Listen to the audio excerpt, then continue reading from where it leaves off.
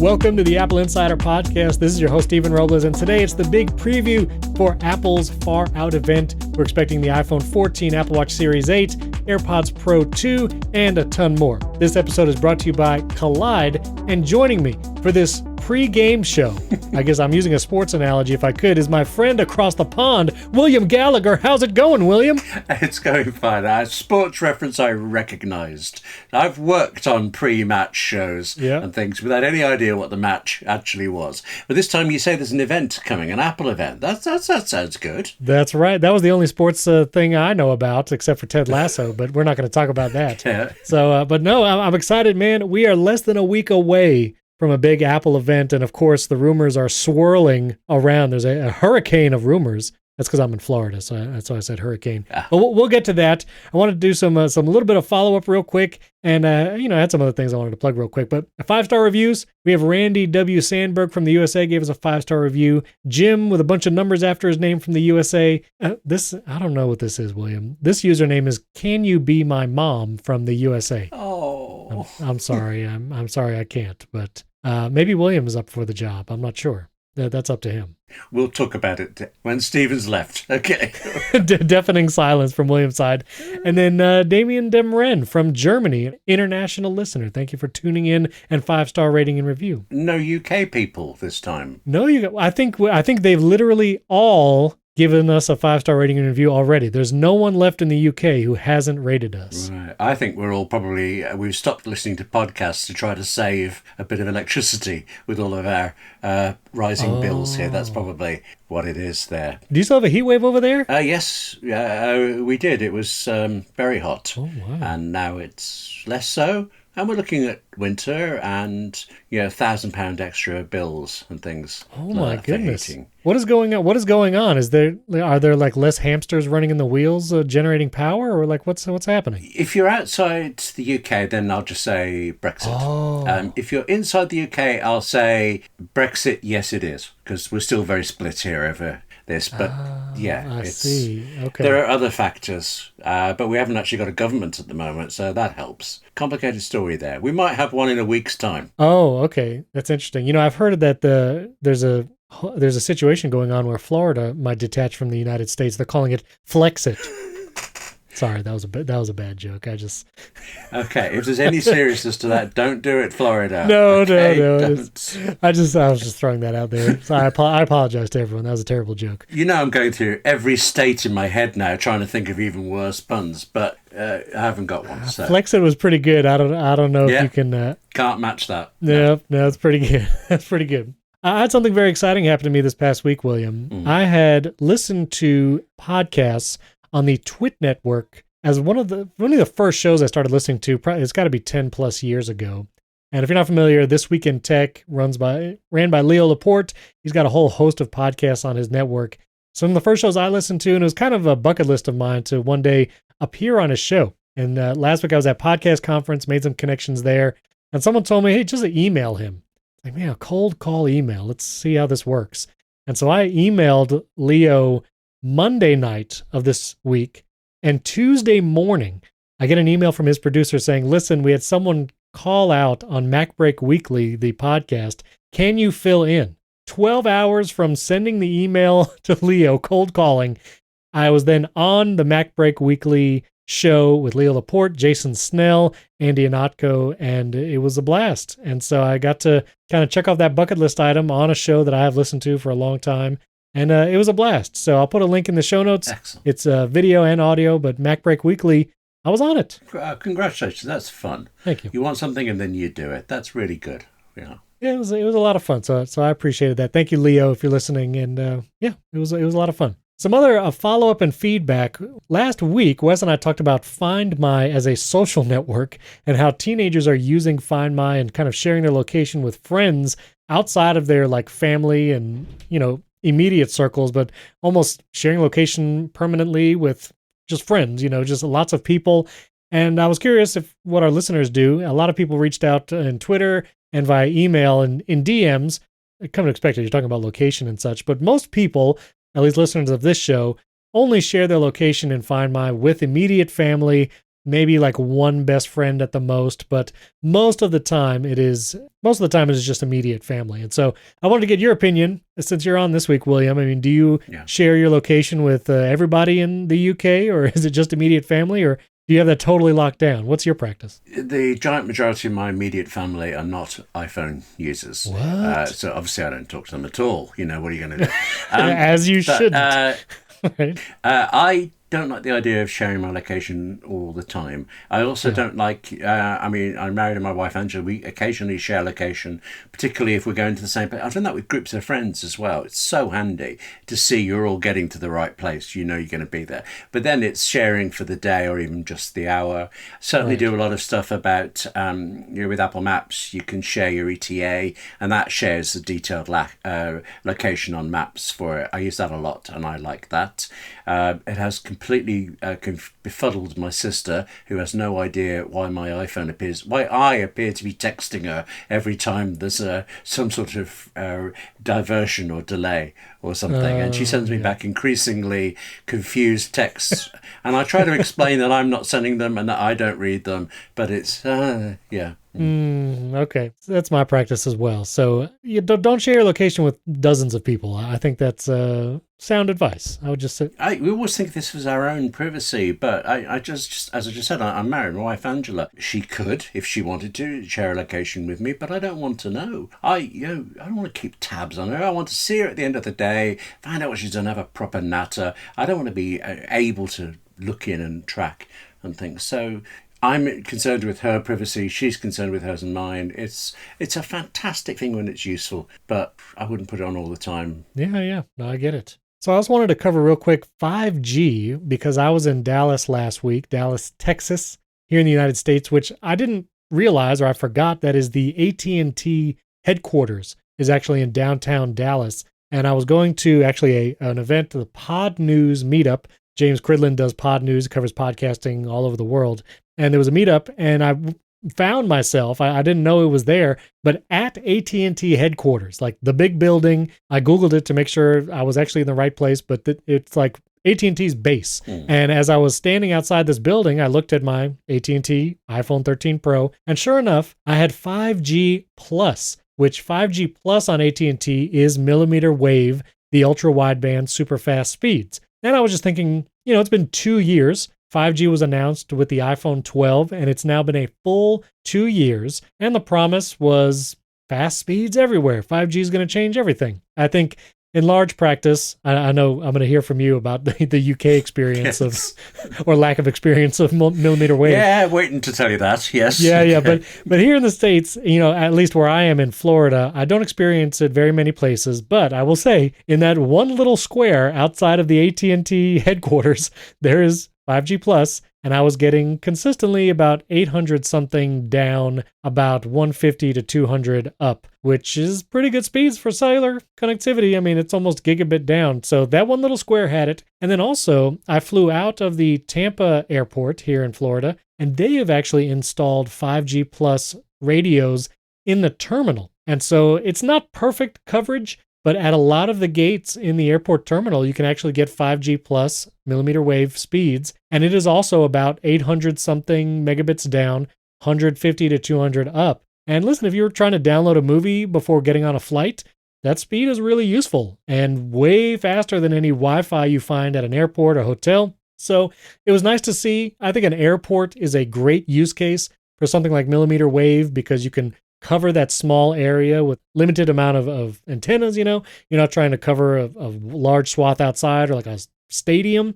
So 2 places, in the last 2 years, I've found 5G Plus in a TGI Fridays parking lot over by Universal in Orlando. I found it in the Tampa International Airport, and then a small square outside AT&T headquarters in Dallas, Texas. So, and it did pop up as my Uber driver was careening from the airport to my hotel in Dallas. I saw 5G Plus pop up a couple times, but it was very fleeting, so I'm not sure what that was. But William, tell me about your experience with millimeter wave 5G speeds. Yeah, that won't take long. No, we physically, our iPhones don't have it. But forgive me, this is several months since I read this. Maybe things have changed. But I understood it a few months ago. You said about airports being good for this, and yes, you would think so. But all of the airports that don't want to spend the money on installing 5G have been insisting that it interferes with airplanes and things. And I was surprised that you told me that one worked. So yeah, that's kind of proof that it works all right. Also, isn't it in France or across Europe that 5G is in every airport, and the same aircraft that are fine in France say they can't land in America because of this? It's the cost somewhere rather than the thing. It's just, I suddenly thought when you were talking about being outside AT&T that everybody in that office is really happy. It all works. Oh, yeah. Everything's great. Oh, yeah. And that's like, sometimes I think Apple and Apple Park must have brilliant Wi-Fi, so much better than the rest of us, because there are times when Apple just takes it for granted that you have always on very fast Wi-Fi. Like you remember the thing about on iPhones that it can offload an app if you're not using it much. Well, I can't remember what the app is now, but there's one I used once or so a year, and that one time I need it, I really need it, and there I was in London and I was unable to get a signal to download it, and that was the one time. And then I got home and it downloaded, and it's like, yeah, thanks, but it will choose to remove it before next year, and I'll be back where I am. So yes. That is interesting. I wonder if Apple does have super fast Wi-Fi at the campus. I wonder what Wi-Fi routers they're using. There's no Apple Wi-Fi routers they can use. I wonder. That we know about. I doubt they're using. They sell. I doubt they're using Eros from Amazon. So they're probably using Ubiquiti ones. In all seriousness, like I'm 70% sure of this, so forgive me if I'm wrong, but I remember reading some sort of FCC patent release, some legal document that's talked about a type of router, and as you look through the details you realise it was a test router somewhere in Apple Park or somewhere. So they have them. That is true. Maybe they make them, but they won't sell them to us. Maybe they make them. Listen, I'm not going to reveal too much. I did meet some people from Apple at the podcast conference I was at. And if any of them would like to reach out and let me know what Wi-Fi routers you use on Apple campus, I don't think that's some trade secret. You could probably just look up in the ceiling and send me a picture. Just saying. I mean, I'd like to know. I'm interested. One last thing I wanted to mention about travel is you were mentioning the 5G and supposedly it affects airplanes. It's the first time I flew in like 4 years. And there's like automated announcements now whenever you take off. And they still tell you to put all your devices in airplane mode, because I guess it might take the plane down if your Bluetooth is on or something. And I'll just say not a single person does that, including me. I hope I'm not going to get arrested for this, but I didn't put my device in airplane mode, and nothing happened to the plane, so I think we're okay. No worries. Well, I'm shocked at you.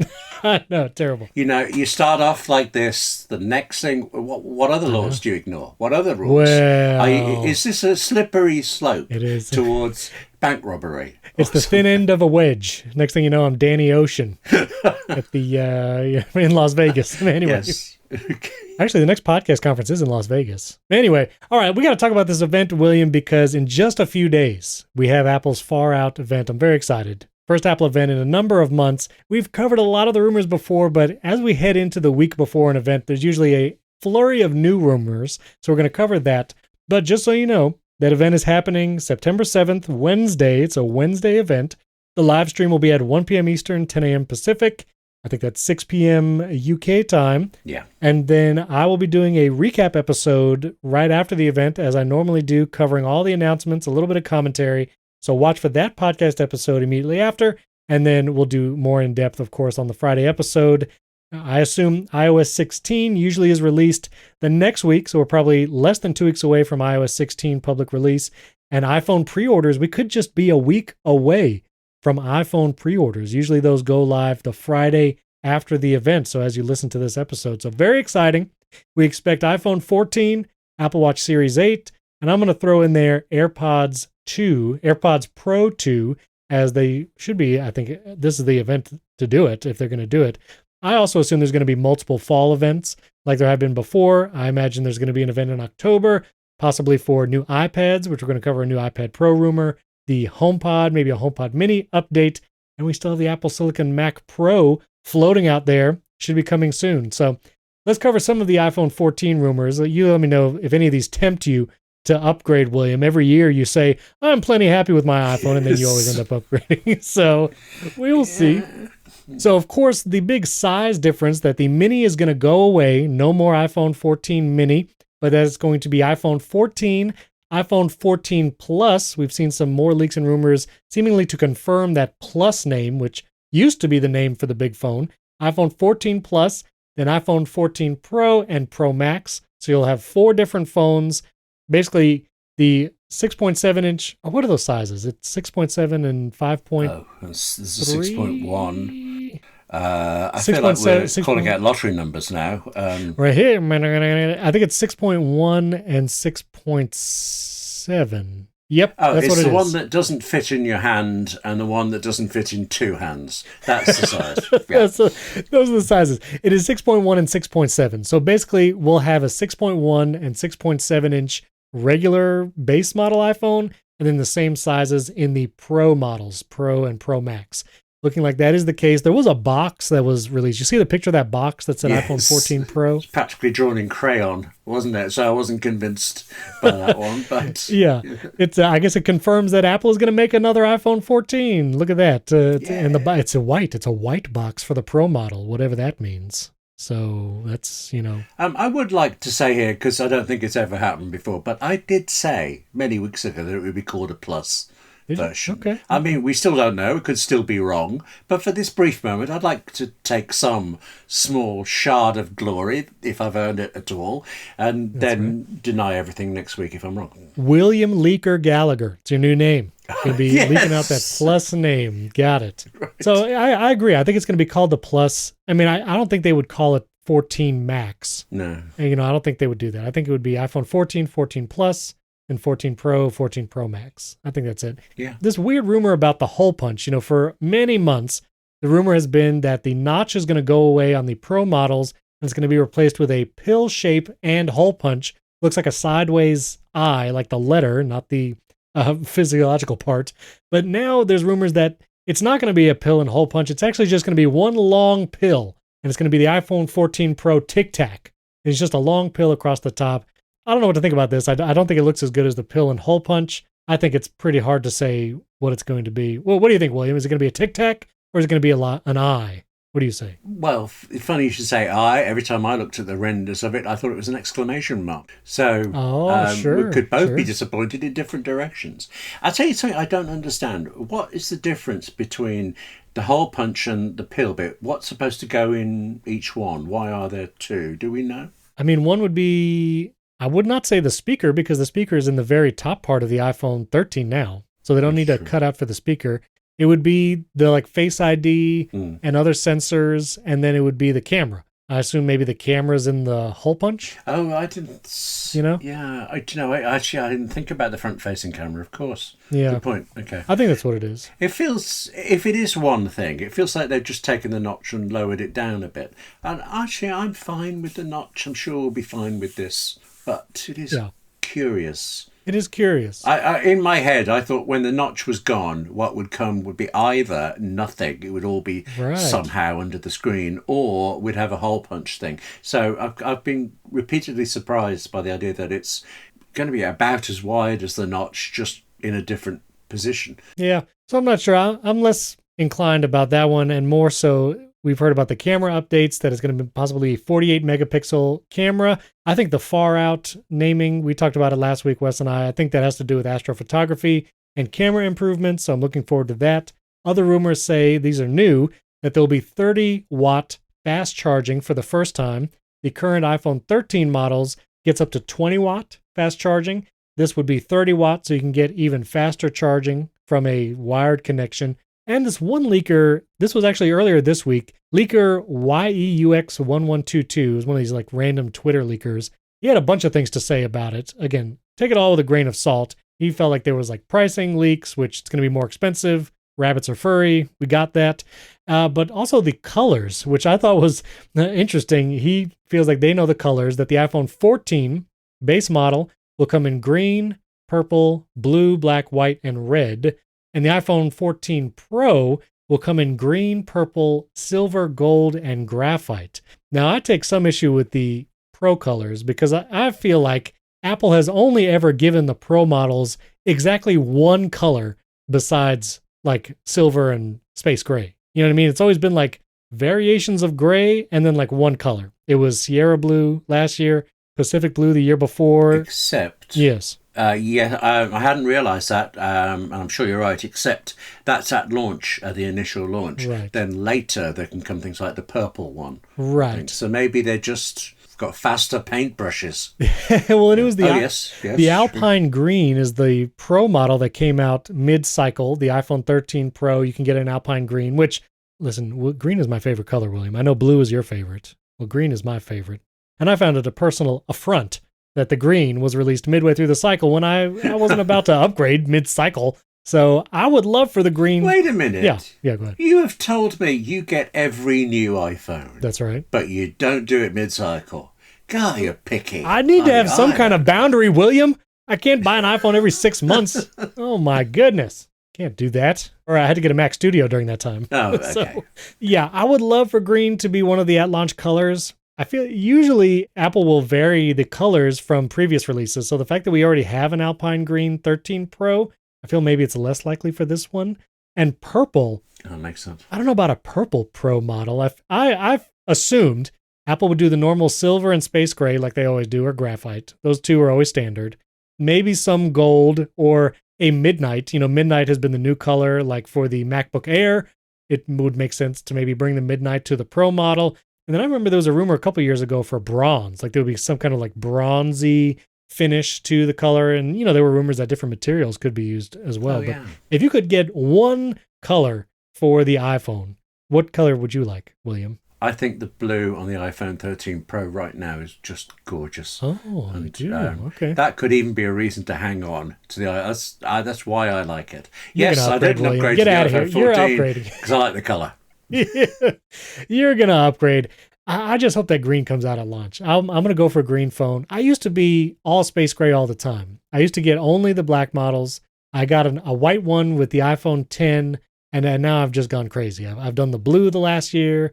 I've done other colors. Were you ever like what has been your history? Have you been kind of just sticking with muted colors, or have you always gone for whatever new color there was? I did go for muted colors until I had a trip to LA and I wanted a better camera than the iPhone 6 I think I had at the time. So I bought, it would have been the iPhone 10R. And I got that in a large size and it was silver. But for some reason in the States, I bought a white case and I came away thinking, why didn't I always go for colours? I know it's only Right. the case, I don't often buy cases.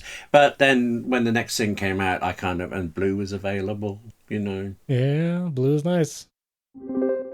This episode is brought to you by Kolide. If you're considering a third-party audit like SOC2, then you should be prepared to answer some tough questions about endpoint security. Auditors want to know that you have a system in place to monitor and maintain compliance across your device fleet. And that means showing that your employees are using things like disk encryption, screen lock, and password managers. If you're not quite sure how you'd go about proving that, then you need Kolide. Kolide is an endpoint security tool for Mac, Windows, and Linux devices that does things mobile device managers can't and gives you the visibility you need to meet your third-party and internal compliance goals. Best of all, Kolide doesn't resort to surveilling employees or locking down devices. Instead, it works with end users to resolve issues and relies on their cooperation.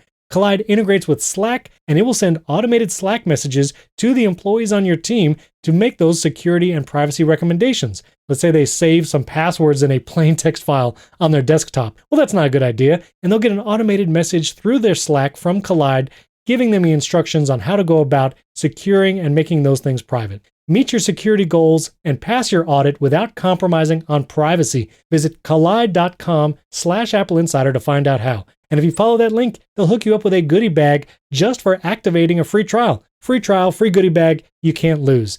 That's kolide.com/AppleInsider. Kolide.com/AppleInsider. And that link is in the episode description as well. Our thanks to Kolide for sponsoring this episode.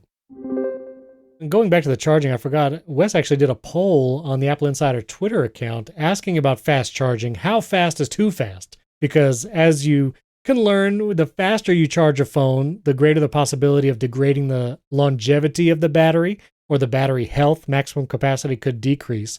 And so we got about 1,000 votes on this poll. but 44%, the vast majority, they would like 18-watt charging, which is about 50% battery charge in 30 minutes, which is really what the current iPhone 13 model is. It's 20 watt, but 18 watts pretty close. 27% of people said 30 watts, they would love it faster. And then just a mere 9%, they would want 100 watt plus charging, also known as battery death. That was Wes putting that in the poll. But there are phones. There are phones right now that have over 100 watt charging. There's some Android phones, I think the Oppo or something. It's possible, but how fast is too fast for you, William? How fast do you want your iPhone to charge? I am really blasé about this because I charge it overnight, and so it's charged when I wake up. Although actually I've been away from the desk today, so now as I talk to you, I thought I just popped it on the charge. Actually, I hadn't put my watch on the charge as well because I wore that overnight to wake me up early this morning and forgot to charge it, so I just left them on there. When you and I are done talking, and they'll be both charged up fine. Yeah, there you go. So I really am completely unplussed. Nonplussed. Unfussed. I'm trying to combine all of these words into it. Yeah, all the iPhone 14 Plus. There you go. So we'll see if they're faster charging. And then, of course, the always-on displays, supposedly the big feature for the Pro model coming this week. Oh, yeah. Now, that's the one. Yeah, you can upgrade. Yeah. He'll upgrade. Well, right now, I realise I have 4 iPhones on my desk, and of course, none of them have an always-on screen. So there are these 4 different-sized black slabs. Right. It would be very nice that if one of them were just sitting there telling me the time and other useful things. That's our little widgets, maybe. Nice little widgets on the always-on display. I like the widgets. I want more lock screen widgets. Yes. I'm excited because I have not run the beta on my phone, so I'm excited to finally customize my lock screen. I know all you betas people have done it, but I'm looking forward to it on mine. Now, one last rumor about the iPhone. This came out late last week. We couldn't cover it on last week's show, but there was this announcement from T-Mobile and SpaceX, run by Elon Musk, and how they're bringing satellite connectivity to some T-Mobile phones, giving you the ability to at least send a text message, possibly even call from anywhere in the world, regardless of cellular connectivity. And of course, this spurred up the rumors again, which this was last year's rumor, that the iPhone 13 would get satellite connectivity. Now it's heated up again. Maybe this satellite connectivity ability would actually retroactively come to even the iPhone 12 and 13 with the whatever update comes after the announcement for the 14. I feel like with all the iFixit teardowns, there would have been some kind of hardware that let off that this might have been a feature on the 12 and 13. So I feel like this could very well be a 14 only feature. But in conjunction with Apple Watch Series 8, the Adventure or Ultra Rugged model, and being outdoorsy and stuff, I feel like a satellite announcement would make sense. It also would feel like another good feature addition for the iPhone 14 non-Pro model, because if you think about it, if the Pro gets the always-on display, the A16 processor, the better camera, for the 14, you get the larger screen size, but that's it. Rumors are that it's staying with the A15 processor. This could be a feature that comes to all the iPhone 14 models. Satellite connectivity, SOS in an emergency, send a text message anywhere in the world. I don't know. How likely do you think this is, William? Apple will do it, T-Mobile, and SpaceX won't. There you go. That was a bit strident, a bit firm, a bit declarative. Okay. I read all the PR. Yeah. That T-Mobile and it's like you say at the start, it's bringing full cell phone coverage to areas, particularly in rural America, that don't have it yet. And that all sounds brilliant. And you read further and further down, and you realise there might be a beta test of it by the end of next year. So we're talking early 2024 before the public can use it. And then even further and further down, it says something like, and then the companies intend to look at calling. So there is no chance it's going to be phone calls before, 2025, Right. if ever. I truly believe that they invested a lot of money in a press release because you can just put that out ahead of Apple saying it and that stuff. I truly don't think it's going to happen. I mean, part of it is to do with the satellite network, the Starlink one. Right. And again, it's using the Starlink network. And then you read further down and it says following this SpaceX scheduled launches.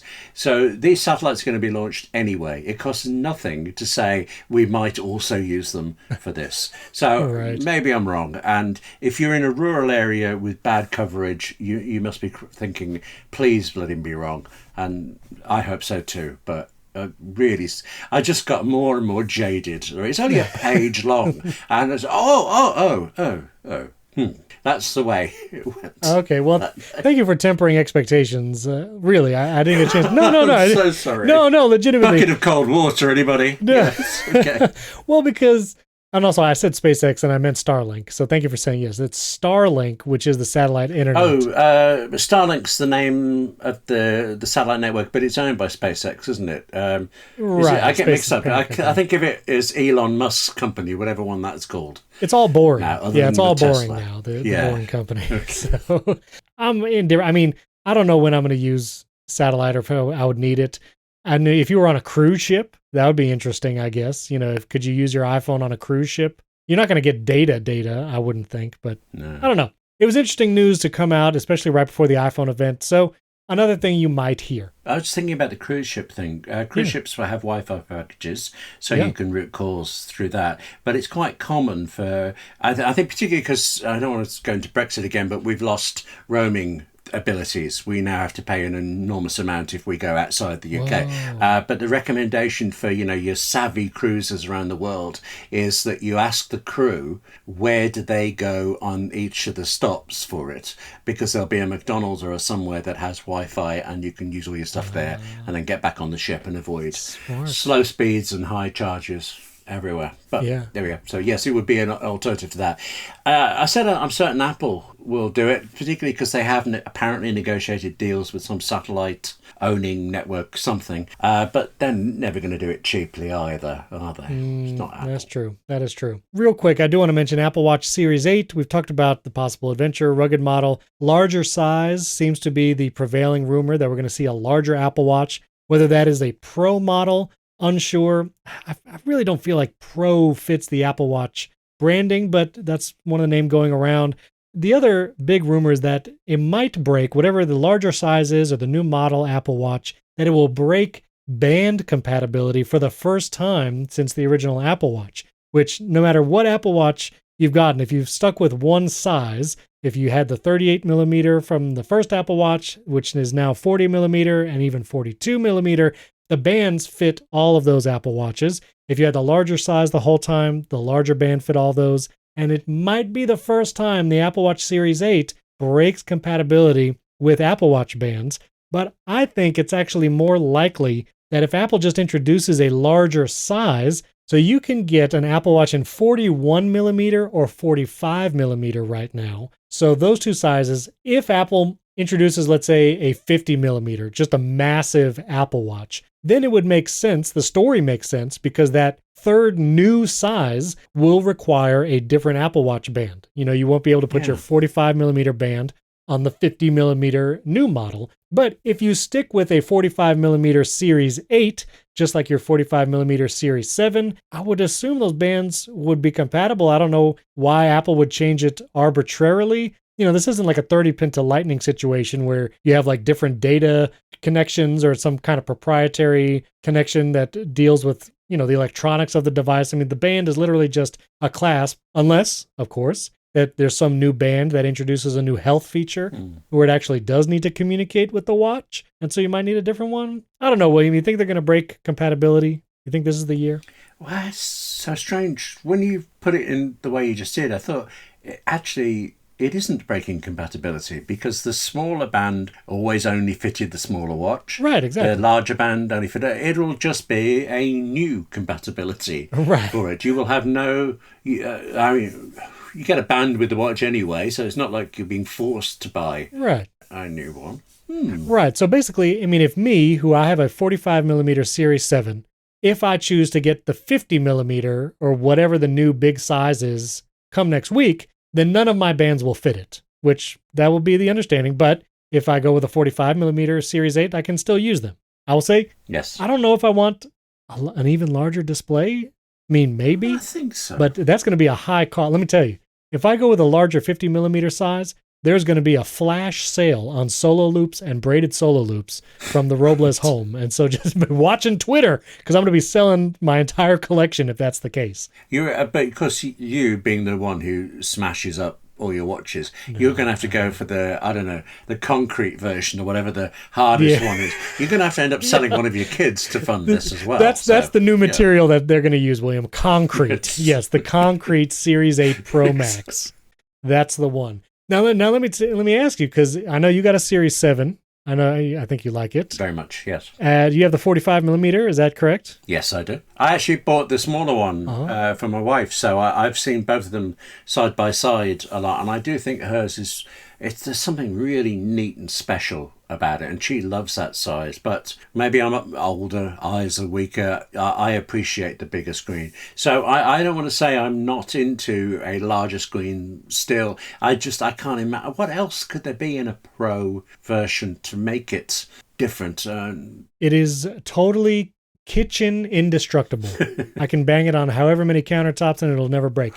So you would, I mean, a larger size, like a 50 millimeter Apple Watch, basically the size, I don't know, of like a compass on your wrist. You would not be tempted by the larger size. I could well be. The thing is, I'm really happy with the 7, and before that I had a 4, which I had to stop and think about that. Yes, I had a 4 because I traded it in to get the 7. Right. Before that I had a Series 0 and things, so I'm far from doing it every year. I mean, I was very glad to get to the 4 and then very glad to get to the 7. Like, you really appreciate several generation jumps. Oh yeah. I don't know that I'm going to particularly notice a difference with the 8 unless it is bigger and in some way has more features, or if it comes out with all of them have that squared off design that we were threatened with last year, and I vow to you is the absolute best reason for buying a Series 7 to just not get those rumors really cooled off. You know, I have not heard about a flat-edged Apple Watch in quite a while, so no, Apple couldn't do it and change their mind at the last minute. That's right. Right. No, we always meant it to be next year. Right. Yeah. Right. Or those. So yeah.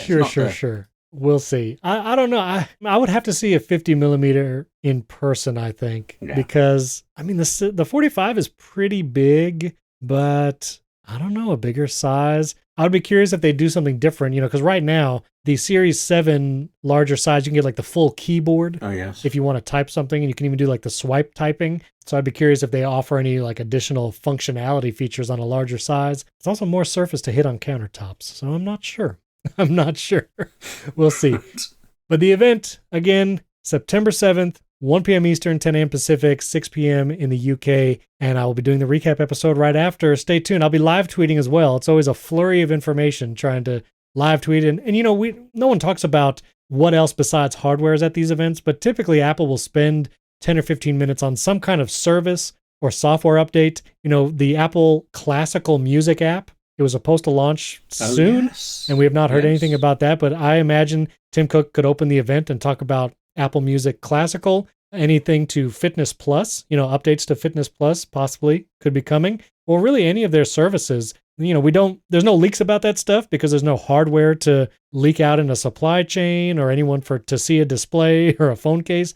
And so a lot of times that's kind of the most surprises is in that first 15 minutes of the event. And I'll be excited for those things too. I'd like to hear what they have to say. Before every event, there's every possible piece of hardware will be announced, and then it isn't, and everybody says, well, it was never going to be. That's the cycle, the part of the cycle we're in now, everything's coming.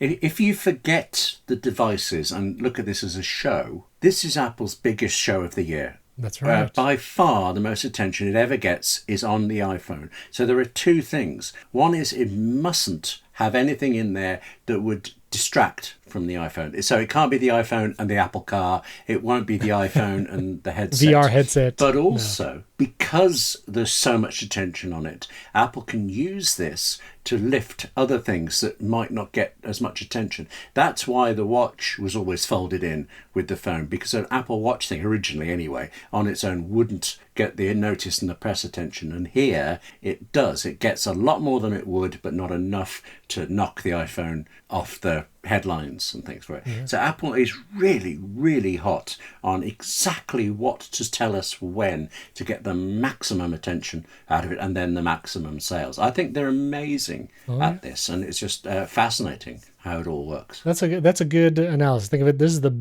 is the Super Bowl of Apple events, and the iPhone 14 is the thing. I mean, it's the thing. Yeah, careful now. That was nearly 3 sports references. I'm so sorry. In one go, and we were both struggling there. Okay. I know, yeah. I couldn't think of what the iPhone was equivalent in the Super Bowl. That was it. I've run out of Super Bowl analogies. Or sports. I don't even know what I'm talking about now. Sports ball. Sports ball. There you go. That's the one. Yeah. That's the one. Well, real quick, I wanted to jam through a few other things. So iPad Pro, there was an Australian retail carrier, Optus, has actually added iPad Pro 2022 models to their internal stock keeping system. And so this goes to, not confirm, but I think lends itself that we are going to see an updated iPad Pro this fall. I'm feeling like this is the time. I imagine an October event, maybe M2 iPad Air, or at least updated base model iPad, plus a new iPad Pro, maybe even like HomePod or any other peripherals that might be coming. I totally see an October event with those devices, and I'm excited for an M2 iPad Pro. I am very curious what they will change in an updated iPad Pro to differentiate from the current M1 iPad Pro, which is an incredible device, super fast. Software, we could talk about that. Stage Manager we've covered. That's all been delayed until this supposed event where the iPads will be released. But I'm excited to see what they come up with. I don't know, anything can tempt you from upgrading? I know you already have an M1 iPad Pro. Anything you're wanting? Yeah, and no, I'm very happy with it. Actually, I don't know that in general use I would appreciate the difference, given what I do, between an M1 and an M2 version. But of course, then you see one, you make the mistake of going into the Apple store, maybe to look at the larger Apple Watch, and then you're caught. You walk out there with a 15-inch iPad Pro and a 12-inch Apple Watch. That's what happens. But I'm excited for a new iPad Pro. I quite like the idea of a 15-inch. Oh, I got you there. 15-inch iPad Pro. That. No, stop it. Oh, sorry. Okay. Yeah. Now, I also wanted to ask, because you're running the macOS beta. I have not. Now, a lot of dust up about the macOS Ventura settings, because we're getting closer to all the launches of the software this fall. iOS 16, iPadOS 16.1, probably October. macOS Ventura, somewhere in there, October, November. Everyone's saying the settings app is still a mess. Now, Derek Means on Twitter had a question, and I know you're running the betas, so I'm curious, is Universal Control working on your beta macOS Ventura? And secondly, what are your thoughts on the settings app in its current form? Well, Universal Control definitely. For some reason, I haven't been using it as much in the last few weeks, but that's just pure chance. Every time I've needed it, it's just worked, and I haven't even thought about there being a problem with it. That's interesting. Okay. I'm not going to worry about that. I should say I upgraded to the beta because I was writing a feature about it, and then I upgraded my iPhone to iOS 16. You tripped and fell, and everything updates to the beta, right? That's how it works with you? Exactly. Yeah. I had to check a fact with how it worked with the iPhone, so I risked the iPhone as well. But when I'd done that and everything seemed to be okay, I didn't leap onto every single beta. So I think I'm up to date with macOS Ventura, but I could be a couple of betas behind. Okay. I know that some of the errors people are seeing in the system settings things are still there. If you try to cursor up through the settings, if you hold down your finger on the cursor up, then instead of just going to the top and stopping or gently looping around, it just like stutters around everywhere. And I also had a thing where there's app I use called Tech Soap. I reinstalled something and it keeps telling me it needs me to go into system settings to allow it permission. And when you go in, you see it's been allowed permission. In the end, I had to unallow it and then re-allow it before it would work. And that happened with a couple of things. It just in the very latest beta. I mean, overall, actually, I like the new design because it's clearer. Wallpaper, for example, there's a wallpaper section. In the last one, the previous system preferences, you had to go to desktop and settings. There was never a point that actually said wallpaper for you to look at. So if you didn't know where you were going, the old one I thought was clunky and the new one is fresher, but there are surprising problems with system settings even now. And actually, just this week, I got so excited at what I thought was in macOS Ventura. I heard somebody talking about how you can now use shortcuts to control tab groups in Safari. And I use tab groups so much, and I ran to my Mac to upgrade to the latest beta, whenever that was last week, and to look at shortcuts and to add this, and no. They've done it. Shortcuts has tab group support on the iPad and the iPhone and not the Mac. Where do I use tab groups the most? Neither of those. Right, it's on the Mac. At all. Actually, the more you press on this, the more irritating. It's like I looked into shared tab groups. Very good idea. I could share you my AppleInsider tabs and you could have all the set I do. And if you changed one or you knew something better, I'd get it as well. Perfect. But I have one Mac on Ventura and one on Monterey, and I picked a tab group at random. I shared it with myself or whatever it was, just to test it out. And from that moment, I have not been able to use that tab group on Monterey. It comes up with an iCloud error saying you must upgrade Safari to, and what it actually means is you must upgrade macOS, the OS. Yeah. So you can lock yourself out of tab group, and it's just that kind of messiness at this stage is aggravating. 2 minutes ago, I was happy about Ventura, and look how you're chipping away. Well, the shortcuts thing, there's a shortcut that I run every day for a particular task. And the one thing I wanted to do was remove duplicates from a list. It was a list of URLs. And there is not a built-in shortcuts command for this. I hope Apple does add that. But there's a third-party service called Toolbox. I'll put a link in the show notes to the specific app. Oh, yeah. And it is an incredible... Isn't that Toolbox Pro? Toolbox Pro, that's right. That's the one on iOS. Is that also on the Mac, do you know? Well, that's where I'm going because Matthew Casanelli, Shortcuts expert, he told me about Toolbox Pro, and it does exactly what I wanted to. It adds a step to a shortcut where it will just remove duplicate entries from a list. And it's amazing. And it works on my iPhone and my iPad, but does not work on Mac. And you cannot run the shortcut on the Mac if you have input one of those steps on your iPhone or iPad version of the shortcut. Now, I'm not sure if this is a limitation of shortcuts on the Mac or if the developer has just not, actually put it on the Mac. I'm not sure. I mean, I feel like if it would work, they could just check a box and offer it in the Mac App Store, even as the iOS app, but maybe that doesn't integrate with shortcuts. I'm not sure the details, but it's those kinds of weird inconsistencies like you're pointing out from shortcuts on the iPhone and iPad to the Mac. Automations is still a huge glaring omission. There are no automations available in shortcuts on the Mac. Yeah. And again, macOS Ventura does not seem to be bringing automations to the Mac Shortcuts app. So all of those, I do hope, this doesn't have to be a macOS version update. This could be like a mid-year cycle where they bring more shortcuts updates, although, we haven't really seen that very much on the Mac. I hope they bring some stuff back to the Mac. If you remember that event from a long time ago where they brought all those features back to the Mac, bring shortcuts back to the Mac, please. Okay, real quick, we have an article about things that are long gone from Apple. Apple features that Apple has killed or products they have killed. And I thought this was a little nostalgic. 3D Touch made that list, if you remember, from the iPhone 6S through the iPhone 7 and 8. 3D Touch disappeared on the 10 and newer. Once you got Face ID, went to an OLED screen and there was no more 3D Touch. But I remember I loved 3D Touch. Even you can long press now and all that, but 3D Touch on the keyboard for moving the cursor around was just chef's kiss. I really liked it. 3D Touch is gone. Aperture, Apple's wonderful photo editing application. I used Aperture all the time.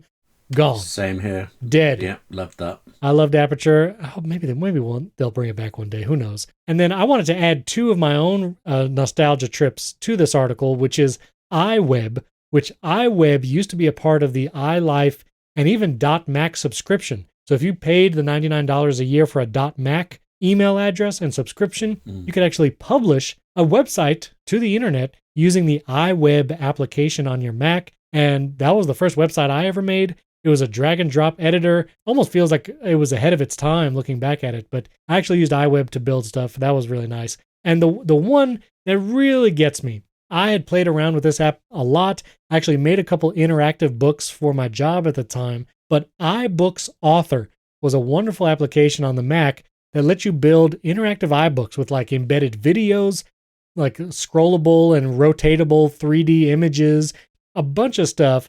And iBooks Author was deprecated, and some of those features made it into Pages, so you can actually do an EPUB or export an EPUB file from Pages now, but it is not the same. That iBooks Author application was really well done, and one of the people actually met at the podcast conference last year actually was on the iBooks Author team, and she also nostalgically remembered that app as well. But what do you think? Are you not as bullish on iBooks Author? I'm going to disagree with you there. I thought iBooks Author was fantastic when it came out, and then I actually tried using it. And yes, the features are brilliant, but it was forever falling over. It was like a Microsoft product in that way. And Apple just never updated it. I forgot it existed until they were removing it. And then I looked, I got the latest version, and it was pixel for pixel the way it had been years before. And I didn't bother going far in to see whether the crashes were happening still, but other people who were using it at the time saying, yeah, you just kind of got used to that kind of thing. So mixed memories of iBooks Author. Okay, all right, William. Well, sorry to the person you met who worked on it. I'll let that pass. I'm going to let that slide, William. That's fine. You had a bad experience. It's all right. That's all right. All right, real quick, I want to do travel apps picks because I was traveling and I used a couple apps, and it was the first time. Friend of the show, Jason Aiton, told me Flighty, the app for tracking flights and tracking your trips and all that. It's an incredible application. Flighty is super powerful. You can add your flights in there. It updated me many times before American Airlines did. So I actually got my flight plan, like where the plane was going to fly, gate updates, all of that. It's a beautifully designed app. Love Flighty. I'll put a link in show notes to that. And Uber and ride-sharing services get a lot of heat, but I will say in downtown Dallas, Uber worked really well. Cars came very quickly. They were all very good. I will say they jack up the prices sometimes. My ride from the airport to the hotel was $100 when I arrived in Dallas. Right. My trip from the hotel back to the airport when I was leaving was only $38. So some of those price gouging moments is a little ridiculous, but overall they got me where I needed to go, and I was down for it when I was there. But you have a couple app picks too. Tell me about it. I like Flight Tracker. I realised actually I'd never heard of Flighty. I must look into it. But I used to use Flight Tracker a lot for what sounds like similar things. Gates. The number of times I would be at the gate before anybody else because the app had told me. I don't know why. Obviously, places like airports and train stations have this information. But London Euston, for example, is famous for not putting up the platform number for the train from London to Birmingham until the last second. So you will see 300 people suddenly go and run. Whereas there's an online service called something like Real Trains UK, and it just says at platform 14. Mm-hmm. So you idly walk up, you stroll up there, and you feel the rush of wind behind you when everybody else has realised. And it's only let me down once in the years. So, okay. Yeah, Penzance is very nice at the moment. That's what I found. So I couldn't call it a bug. And it was a excuse for a nice trip somewhere else. Yeah. And then what is Flight Tracker? Now, there's a bunch of Flight Tracker apps. So which one is this?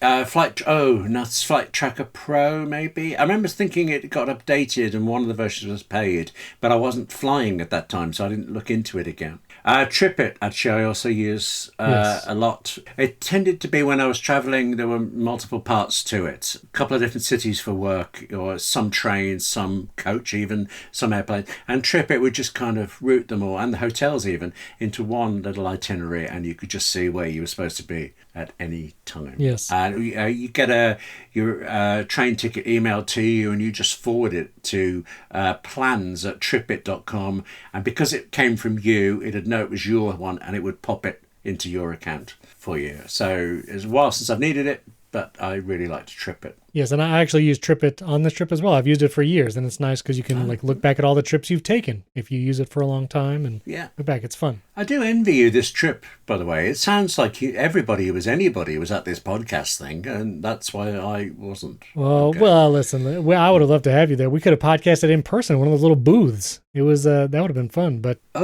yeah. Oh, I'd have liked that. We'll do that next time. Next time, come to Podcast Movement. Let's do it. One last pick. I mentioned this on MacBreak Weekly earlier this week, and I'm going to talk about it on HomeKit Insider, but I had been searching for the perfect AirPods Max stand that allowed it to charge and go to sleep and all that, and I have found something called the Max Stand.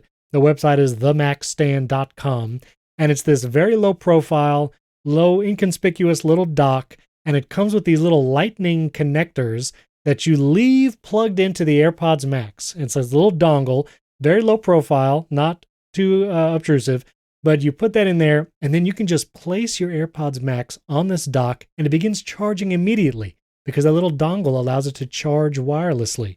And then the base also puts it to sleep. You plug the base in with USB-C, not micro USB. Thank you, the Max Stand. And then I just know my AirPods Max are charged all the time when they're on that dock. I can pick it up, put it on my head, and I'm good to go. And it's pretty perfect. I don't have enough good things to say about it. I did a little video on my YouTube channel talking about it. It's great. If you have AirPods Max and you're looking for the perfect stand and an easier way to charge it rather than plugging in a lightning cable all the time, really love this Max Stand. and even set up a home automation with the the thing, because I don't like things charging like constantly 24/7 all the time. And so I did this little automation where, and this was a recommendation from Care HomeKit on Twitter, but I put a HomeKit plug on the base, and it basically turns on and charges for 2 hours every weekday morning, and then it turns off. And I know my AirPods Max are always charged, but they're not overcharging. And that's just how I like them, William. I don't want to overcharge. Is this on sale yet? Do we know what the price is? It's $80. It's an Indiegogo campaign, but it's fully funded and they do ship. So I bought it and I got it maybe a month or 6 weeks later. So I'll put the link in show notes, but themacstand.com, $80. And I mean, if you spent the money on AirPods Max, yes, this $80 I think is worth it for me anyway. And finally, Tom Hanks is releasing a trivia app that will be available in Apple Arcade, Hanx 101 Trivia, and it will be available September 2nd. So as you listen to this episode, it should be available today, and I am very excited for this. I like trivia, and I'll be downloading this app day one. Do you like trivia, William? Are you a trivia guy? I do, but I'm sorry. I'm so disappointed in you there. You could have begun with, which Hollywood star and writer has released it? You could have asked it as a trivia question. You had that chance. You threw it away. And now there's, 58,000 other questions left? That's nothing. We've got 58,001 questions. But, what can you do? Yeah. It's gone. Man. Moment's over. Okay, but you didn't answer the question. I mean, do you like trivia? Are you going to do this trivia thing? Yeah, I don't. When you, I watch a lot of YouTube on my Apple TV set, and once you watch anything on YouTube, it goes, oh, you like these? Well, mistakenly, foolishly, stupidly, about a month ago, I did one of these ridiculously tedious. I watched a video on guess the 1970s UK sitcoms, and it's a still from the very front, some horrible music playing and a countdown, and then it tells you whether I don't know why it was fun. I know it wasn't fun to keep doing it, but I keep being offered them, and every now and again I can't resist. Okay. So you like the trivia? So, you like it when I get it right. I do. Yeah, I mean, give me a sports trivia game and I'm gone. I'm out of there. But forget about it now. Drama, television. That's this, yes. Okay, very good. Can you imagine you and I on some sort of fantasy football quiz team night thing, if there is such a thing? I'm starting to make things up now. I think I'm hallucinating. Sports trivia. But, the only sports trivia I remember is a Final Jeopardy, and I remember this from years ago. The Final Jeopardy question was, name 2 U.S. NBA basketball teams that don't end with the letter S. Okay. 2 NBA teams that don't end with the letter S. And as you start thinking of them, they all end in S. The Celtics, I don't even know other basketball, the Knicks. Wait, the Knicks aren't N-I-X? William, are you serious right now? Oh, it's K-N-I, sorry. Okay. No. Sorry. No, the Mavericks, the Nuggets, the Warriors, they all end in S. Can you think of any that don't end in S, William? This is live trivia. Yeah, right. Okay. British equivalent then, I was once in a general knowledge quiz and there was a sports question. I thought, well, you got to take one for the team here. This could be the round we lose on. And the question was, it actually said, name the England football team. And lots of people around me were trying to list, I don't know how many players there are. And I just wrote down, I'd call them overpaid. And for some reason, we didn't win. It went over like a lead balloon. Yeah, it was not a popular note for me there. But, I imagine not. In case our listeners are wondering, if you don't want to hear the answer, you can pause the podcast here and try to guess it yourself. But the 3 NBA basketball teams that don't end with the letter S are the Miami Heat, the Utah Jazz, and the Orlando Magic. Heat, Jazz, Magic. If we're giving out answers, can I please take this chance to just slightly correct what I've just said? Please. The England football team, they meant the men's English football team. All I know is the women's football team in England is and always has been significantly better performing than the men's. Okay. And I cannot work out why the phrase is the England team and the England's women team. Why isn't it the England's men team and the England's winning team? That's a good point. Why isn't it the losers and the winners? I don't know. It's a strange world. That's a very good point. Thank you for tuning in to Apple Sports Insider. This is a new podcast on the Apple Insider Network where William and I are going to randomly talk about sports that we know nothing about. Next week, we'll talk about American football, which, the pigskin. Is that a team? William has nothing to offer. It's totally fine. No, it's starting soon. The American football season. It's a big deal for people. I don't know, William. Yes, if you like it, great. But, this show it just came to a screeching halt when I tried to pivot to sports. That's exactly what happened. It's too late. We gotta go. Listeners, follow us on Twitter. Tell us what sports... No, I don't know. Don't tweet anything about sports at us. Tell us what you're hoping for this event, September 7th. Yeah. If you listen to the end, tweet at us and tell us why. Okay? That's the sort of thing. They're here for this content. They're here for the random flailing of the hosts at the end. Yeah. And, 5-star rating and review. Support us on Apple Podcasts or Patreon. I've been doing early access, ad-free. And thanks for tuning in. Sports Ball. Let's go. Let's go sports.